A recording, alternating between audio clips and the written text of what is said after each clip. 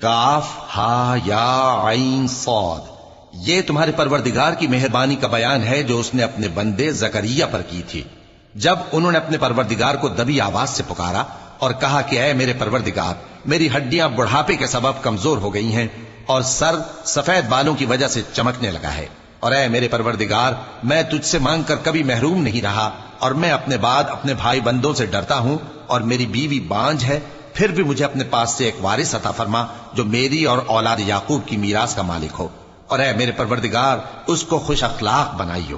फरमाया, ऐ जकरिया, हम तुमको एक लड़के की बिशारत देते हैं जिसका नाम याहिया होगा। इससे पहले हमने उस नाम का कोई शख्स पैदा नहीं किया। उन्होंने कहा कि परवरदिगार, मेरे यहां किस तरह लड़का होगा जबकि मेरी बीवी बांझ है और मैं बुढ़ापे की इस हालत को पहुंच गया कि सूख गया हूं। हुक्म हुआ कि इसी तरह होगा। तुम्हारे परवरदिगार ने फरमाया है कि मुझे ये आसान है और मैं पहले तुमको भी तो पैदा कर चुका हूं और तुम कुछ चीज न थे। कहा कि परवरदिगार, मेरे लिए कोई निशानी मुकर्रर फरमा। फरमाया, निशानी यह है कि तुम सही और सालिम होते हुए 3 रात दिन लोगों से बात न कर सकोगे। फिर वो इबादत के हुजरे से निकलकर अपनी कौम के पास आए तो उनसे इशारे से कहा कि सुबह शाम तस्बीह करते रहो।